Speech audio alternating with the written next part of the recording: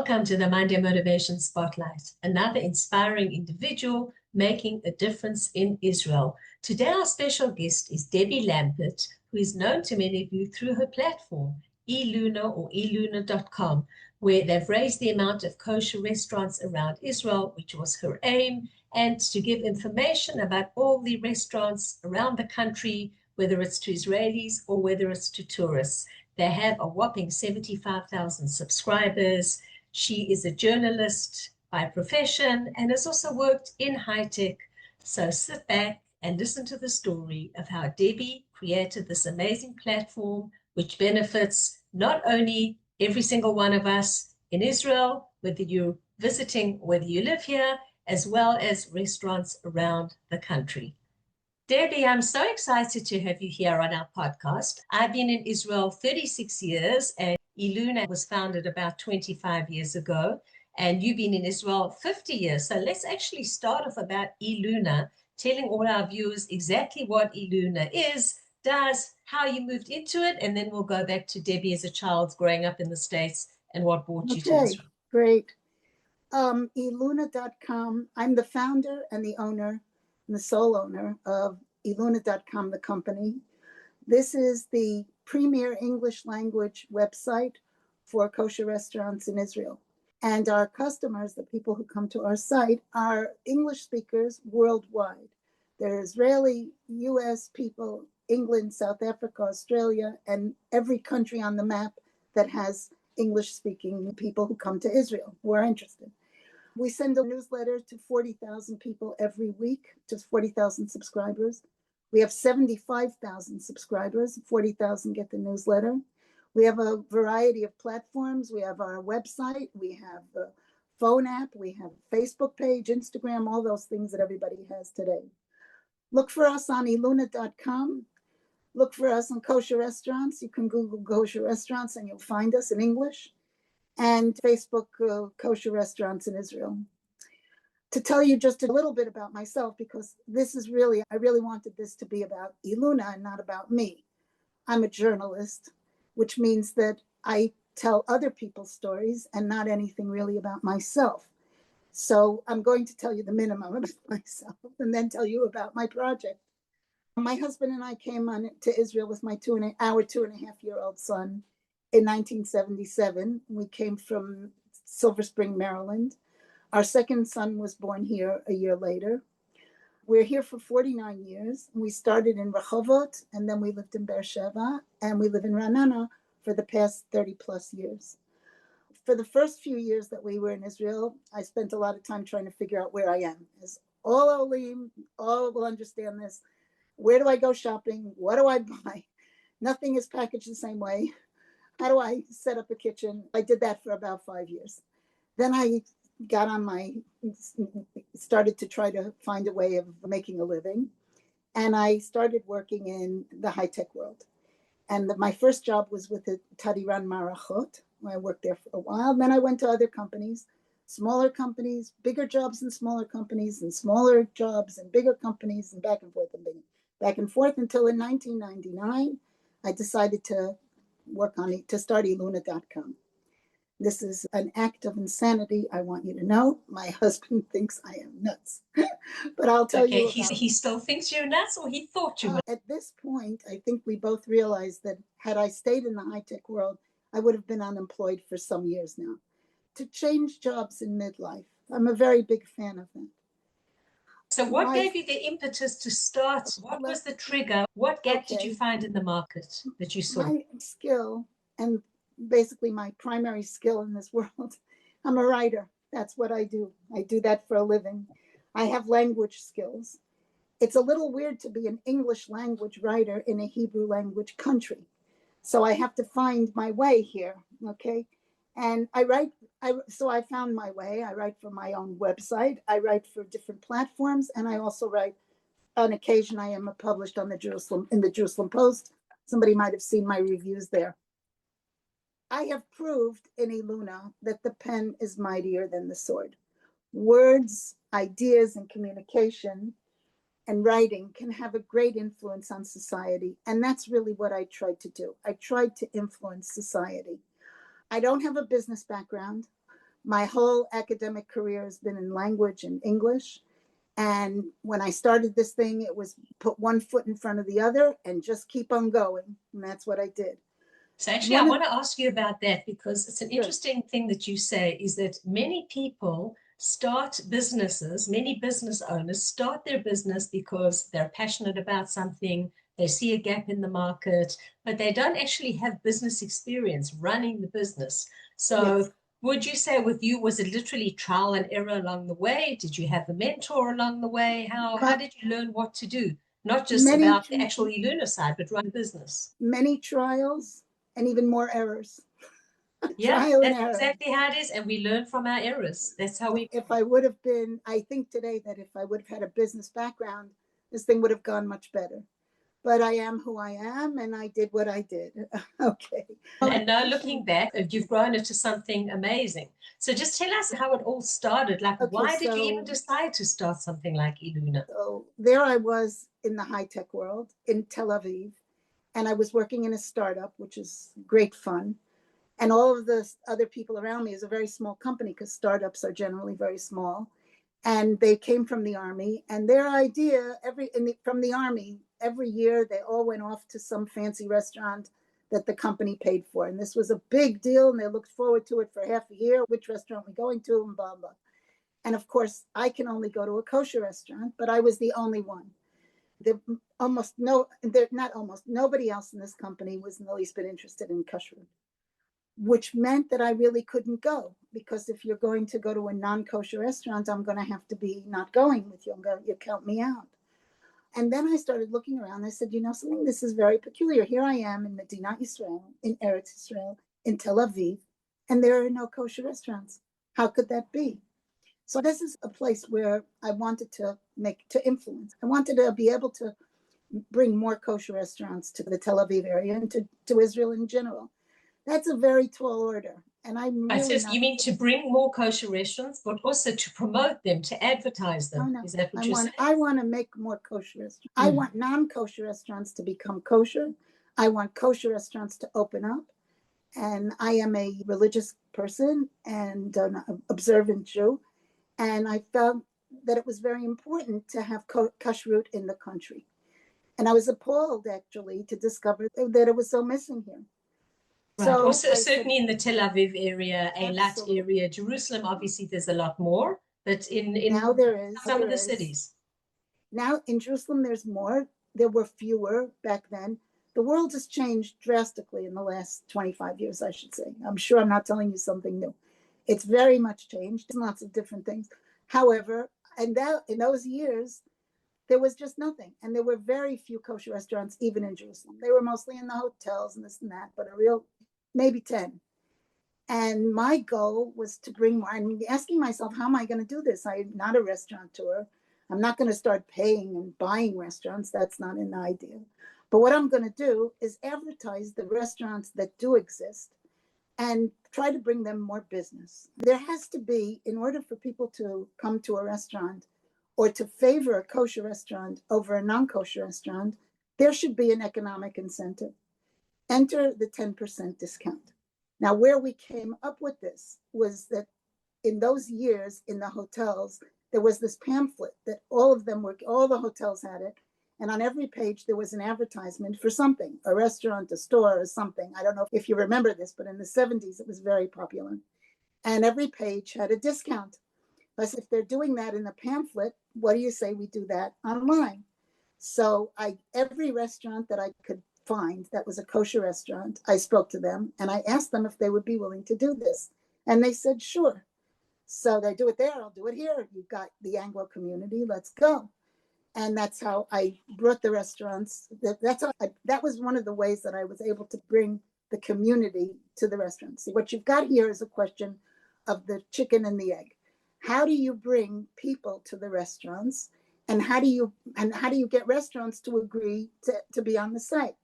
You've got to do it all at once. You've got to get all the people at once, and you've got to get the restaurants at once. And this was the sort of juggling act that I was doing. So I was running around, and the way we started to get people was I wrote a story, and a short one. And I sent it to everyone I knew. And I said, forward this and sign up for Iluna. And before I knew it, we had a lot of signups. And I want to tell you that now we have 75,000 subscribers, but the first 100 were much more exciting than the 74,000 that followed. Like you remember, it's like any business when it's born. You remember your first client. I'm sure you can remember Yes. now, 25 years ago, the first restaurant that said yes and the first person that subscribed. Not that the Yes. others are not important, but those are emotional milestones. And there are many emotional milestones along the way. Yes. And so that's interesting. So was this mostly to the Anglo community, or do you have a full Hebrew, you do Hebrew on your Facebook, on your page, everything else? It's multi-languages or Hebrew, English, just English? We target the English-speaking audience, period. We do not target the Hebrew-speaking audience. If a restaurant wants to advertise to the Hebrew-speaking audience, there's 1,000 different ways. But they cannot find my niche market except through me. Iluna is a niche market. We saturated, that was the goal. We saturated the niche market of the English-speaking people who live here and the tourist market. And the tourists, amazing. Right, and the tourists. What percentage would you say is locals and what percentage are foreigners in terms of your followers, subscribers? It's actually unfortunate because it's a bad time to ask me this because of the wars and because of all the reasons that people aren't coming. But on the whole, it's 90% people who live in Israel and 10% people who come from abroad, which is actually a very big number when you're talking about 75,000 people. So yeah, it's a huge number. Exactly. Yes. And it's interesting. You said that you're not a business person. You didn't have experience in running a business. But from the beginning, you definitely thought as an entrepreneur, the way that the whole founding of the model, the approaching the businesses. So you definitely had to have that entrepreneurial spirit in you. Yeah, but so then came, where do you think that came from? No, then came the challenge. It's one thing to set things up. It's another thing to make money. And I don't have the pleasure in my life of doing something just for the world good. I have to earn money. This is a for-profit operation. Yes, so tell me, when you first brought in your first restaurant, second restaurant, did you offer it to them free of charge, or was that with payment from the beginning? Absolutely. The goal at the time, and this was a zeitgeist, it was the trend at the time, was that you get eyeballs. You bring in as many people as you can. You use some kind of an incentive to bring people, and then you sell them a third-party thing. For example, I was going to bring in all of these kosher people, and I'm going to sell them a kosher or sidurim or something like that. This plan was a rip-rollicking failure. It did not work. I learned this, people come to a restaurant site for restaurants. They want sidurim, they go someplace else. So we learned this. I'm telling you, it was a lot of trial and even more error. And I'm going day after day. And I should tell you that I left a company, my high-tech job, paid a very good salary. And I'm not earning anything. And I'm getting it from my husband. What are you doing? And not only what are you doing, but like with any initiative that you set up, you're spending money. It's costing you to build the website and everything else. Okay, so I was very careful about that. I didn't employ anybody. I did it all on my own. My expenses were very small, and I planned it that way. And I also should say, in addition to that, the last year or two that I worked in high tech, I figured I'm going to be leaving. And so I saved up some money so that I could live. That was basically living money. Look, a real business person would have taken a loan and would have hired a staff and would have done, I didn't do any of that stuff. I said, I'm going to do this all on my own. Superman over here is going to do it. Oh, like Frank Sinatra, I did it my way, right? Yes, I did. You did it your way, and Baruch Hashem, the business and the name has grown. Listen, I think for most Anglos in Israel, Iluna and Iluna.com is definitely a household name. Certainly for me, the name is a household name. We've used it many times for restaurants, for discounts, or for vouchers, and I'm sure many others of our listeners have too. And I see definitely the whole thing, it's a win-win-win, right? It's a win for the restaurants, it's a win for the public, the community, and it's a win for you. In the beginning, you're saying it Yeah. wasn't really, besides achieving your mission of getting it going, but it took time until Right. it became sustainable. So what happened there was we're trying to figure out a business model or a profit model. And I didn't have any good ideas. And I figured, oh, we'll keep on going and see what develops. And it was a great surprise to me, actually, because everyone told me you can't get any money out of a restaurant. They're all belly aching all the time about how they don't have any money, blah, blah, blah. It's water from the stone. You can try and you can ask, but you. P.S. The people, all of my customers were coming with coupons. And at the end of the day, the owner opens the drawer and he says, look at all these coupons. Look at all these people that came. What is this Iluna thing? Who are these guys? And then the restaurant next door would say, wait a minute, my pasta is just as good as their pasta. Why are they all going there? Ah, Iluna, oh, I get it. But wait a minute, it has to be a kosher restaurant. My pasta comes from the same place their pasta comes from.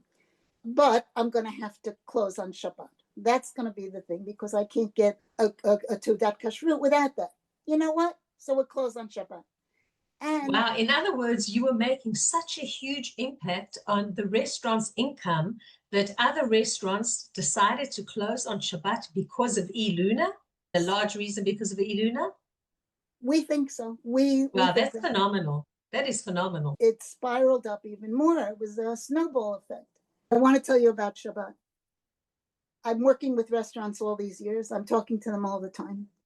There isn't a restaurant that decides to close on Shabbat that regrets it. This is the miracle of Israel or the miracle of Yahadut. When you close on Shabbat, you lose nothing. They all tell me the same thing. That staying open on Shabbat is so expensive that you can't find workers, that the whole restaurant costs so much more to run, and the headache of it, and the workers don't want to come, et cetera, et cetera. We just close on Shabbat and life is good. And I'm with my family on Friday night. And I have and many restaurants chose that path. It's not just the issue of earning the money, but it's the paying the staff, and they're losing out on that family time because we don't have Sundays here as a rest day. So they're literally working around the clock. And you're right. Studies have proven that no one benefits from working around the clock without a break. And that's interesting to see exactly. And I wonder if they actually did research to see in the beginning that the number of people that came on, say, Friday night or Shabbat day, if compared to the income they made, compared to having that kashrut certificate and seeing a much larger population grow, not just 2 days a week, but 5 days a week. I'll just a short story. I was at a restaurant yesterday. I'm at a restaurant all the time. I was at a restaurant yesterday. I'm sure, because you also do restaurant reviews. I've seen your restaurant reviews. This is a Reshet, how do you say? It's a chain. It's a restaurant chain. And this is the only kosher restaurant in the chain. It happens to be it's on highway number 2. It's a sea cafe. And I had a very lovely conversation with the owner, who says to me, this is the only kosher, and this is his only kosher restaurant. He has other businesses. This is his only kosher restaurant. And he says, they don't understand the value of a kosher restaurant in the chain. It took me 10 years to convince them to make this a kosher restaurant. And I'm working on it all the time, especially now, by the way, after the war, during the war, many people, soldiers and other people, have returned to the tradition and look for kosher roots. And even a lot of people like to eat kosher, even if they don't keep Shabbat. Oh yes, oh yes. But this restaurant, that's according to the Rabbanut, to the rules of Rabbanut, then they have to close on Shabbat. I'm actually very proud of this. Not only did we bring kashrut, but we actually brought Shmirat Shabbat. We increased the Shmirat Shabbat in the country by doing this. And that's far more important to me than the kashrut. I think that's amazing.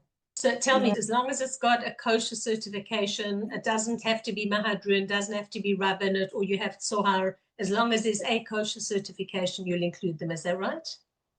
A kosher certification and closed on Shabbat. There was a time when in the north, they didn't require closed on Shabbat. We did not work with those restaurants. We work with Rabbanut. I'm a very big supporter of Tzohar. I think it's a wonderful group. And we work with their kashrut. The kashrut authority is written clearly on every Iluna page, so that if you don't like these guys, don't go to that restaurant. You can choose a level that works for you. Yes, I get requests all the time. I got requests in the beginning from the Mahadran people that they wanted a button, which we built, that you can click on it and see only the Mahadran restaurants. That was a request, and we built that button. Okay, that's a good idea. I'm sure they're giving you a lot of ideas that you've implemented on your site over the years too. We try to be responsive to all of our customers. We really do. We answer emails. It sometimes takes a day or two till we answer them, but we do. Okay. Tell us, where did the name Iluna? I'm sure you've been asked that many times. That's a fascinating name to come up with. As I said, trial and error. I registered the name Iluna because the original plan, the business plan, was that I was going to approach the hotels and sell hotel rooms that were not sold, that were left over. And that's why I named it Iluna. Luna for the moon and for Iluna for the night.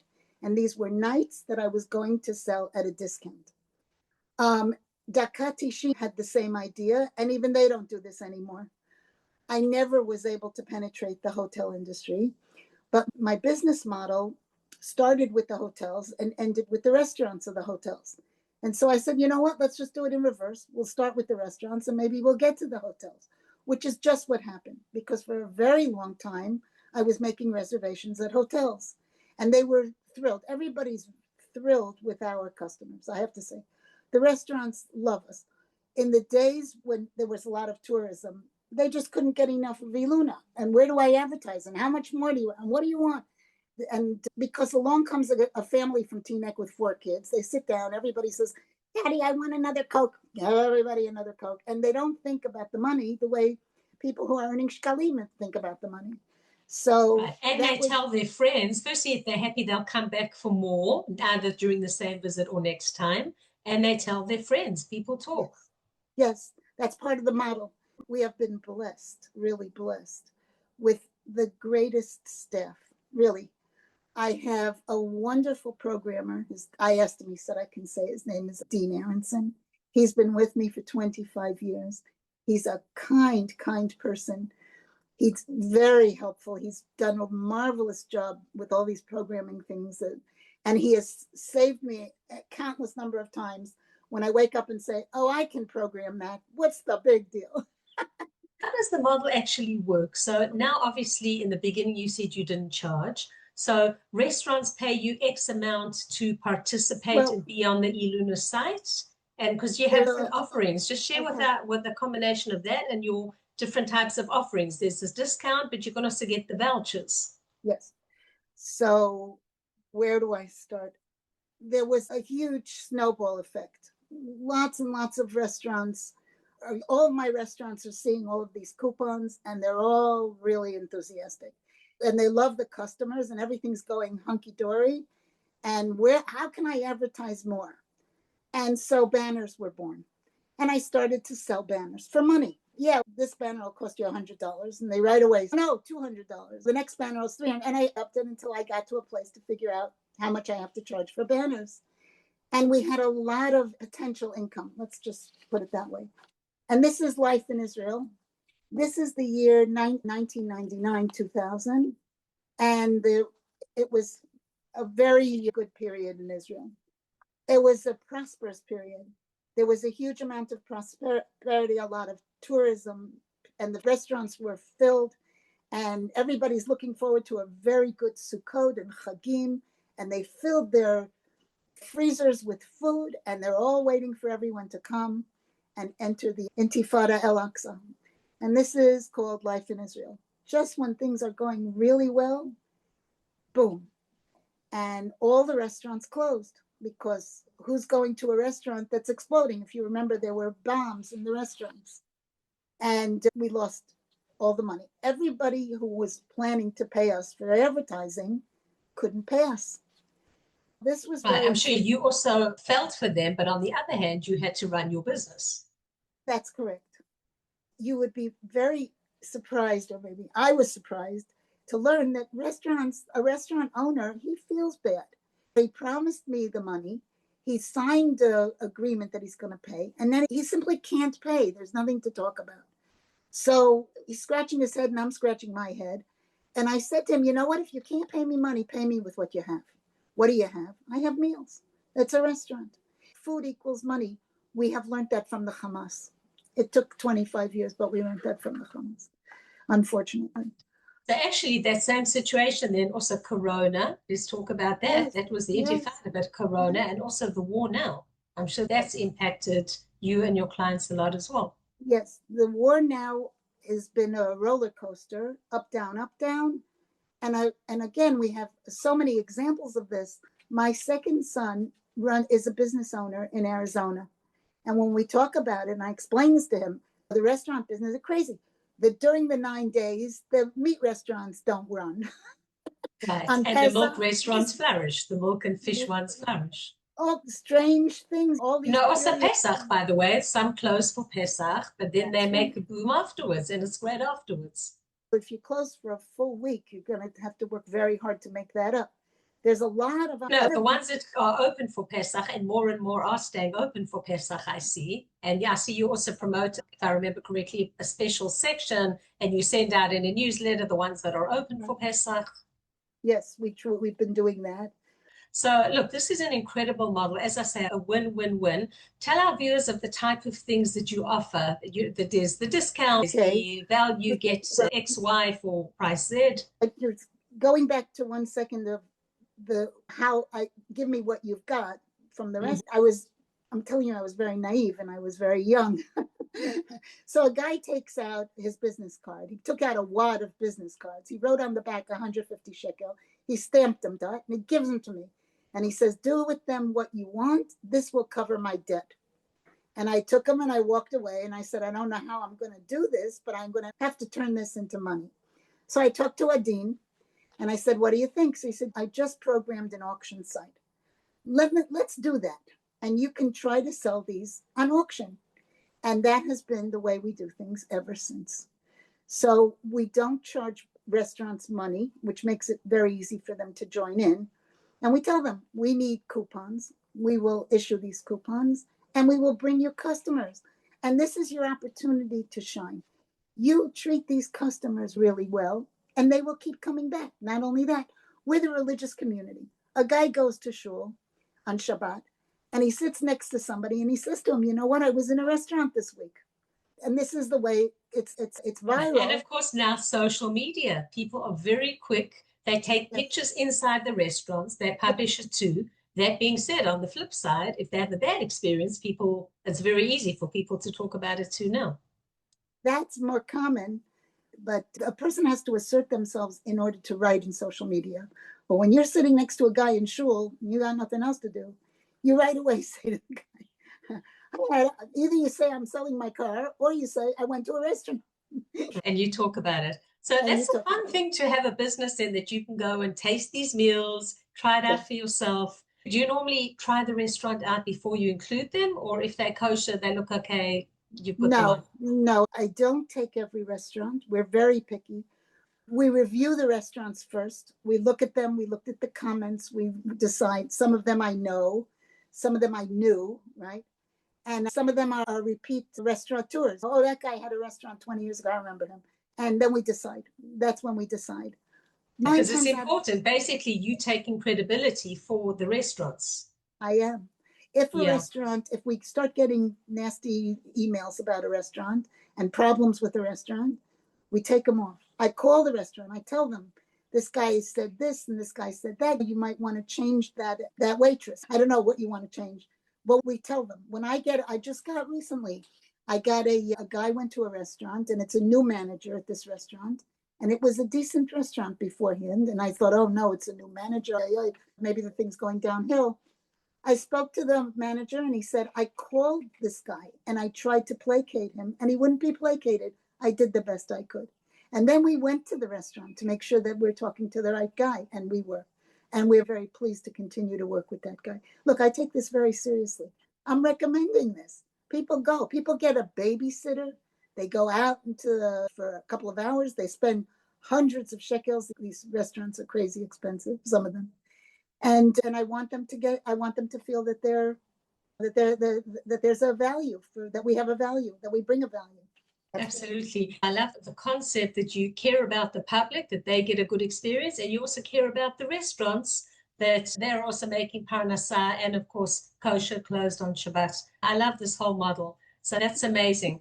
Coming to the end of our podcast. Okay. Looking at the Debbie, thinking about where you've come all this time, your journey, moving forward, where do you see yourself moving forward? How do you see iluna.com as growing, moving into new areas, if that's the aim? One thing that you asked me that I circumvented the question, I'm sorry, was what other programs we have. And we do have programs, and I really want to talk about those for a second. Okay. In addition, I don't want the restaurants to only get their revenue from people who live here or come here. We have a gift certificate program where people from all over the world are buying gift certificates for people who live here. And that's money that's coming in from out of the country into the country. And I'm very thrilled with that. That's a fantastic idea, and I love that. And especially if people want to just think of their family here when we're having a rough time, or for an anniversary or a birthday. Oh, so that's phenomenal. I wasn't aware of that particular service, so that's really cool. We've done a couple of, even though this is for profit, we've done a few very nice things. And my restaurants, I shouldn't tell you, they have done so much for the soldiers and for the people that my restaurants, that I wanted to talk about this, the concept and the culture in Israel of nitinah, giving, generosity, contribution, selflessness. You can't imagine what they're doing. So many, I don't know all of them. I've written some articles about them. Some restaurants open. I have a restaurant in Jerusalem, Piccolino. They open on Friday for soldiers. Come, eat for free. Restaurants have told me stories where a couple is sitting at a restaurant and a group of army guys come in, a group of soldiers come in and sit down. And the couple says to the restaurant, I'll cover their bill, give them whatever they want. And the restaurant says, you're the third person to say that. And this is how, this is the spirit of nitinah. Am Yisrael. It's heartwarming to see this. And I'm privileged to be in a place where I can see this. And it's just wonderful. Fantastic. So are you always thinking of new ideas for the future? We're getting a little bit old. Old and wiser though, right? Remember you said young and stupid in the beginning, old and wiser now.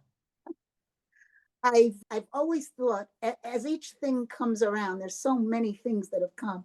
I keep thinking, oh, we're never going to survive this. Oh, Groupon gave me a run for my money. They all, Groupon, who needs you? We got Groupons. Groupon fell. Facebook, we don't have to advertise with you. We've got Facebook. Facebook is less popular today. All these different things keep going, coming and going and coming and going. And people keep registering on Iluna. And more people. And thank God, it just keeps on going. So even though I need help and I really want to employ people and I want people that, and this should really be expanded into other countries, perhaps. There have been a lot of discussion, people who are interested in doing this in New York. Then there are going to be other people, they're not going to be me. But somebody who wants to take this on, it's a very nice project. It's fun to do. And you can do this into your old age. I'm witness. Absolutely. You're still young and you do most of it. Yes, some of them you're hopping to the restaurants, but most you're doing sitting behind the computer and in your environment too. So Debbie, firstly, I've loved having you on this program. I'm so happy that I asked you to come because Iluna, as I say, for me is a household name and for so many Anglos, it's a household name. We've used, as I said, many coupons, many discounts, everything, and we've gotten to see different restaurants as a result that we didn't know that we looked at your list. So thank you for that. God, that's your final word, and then we do need to end. Anything you want to say to our viewers, anything to tourists, to our restaurant owners? Come to our restaurants. Bring your coupons. Even if you don't want the 10% discount or whatever discount they're offering, show the restaurant that you saw us. You saw this on Iluna. You saw the restaurant on Iluna. And that's really what we need. The restaurant has to say, oh, Iluna, this is good. Exactly. Fantastic. Thank you again, Debbie. I've loved having you on my podcast.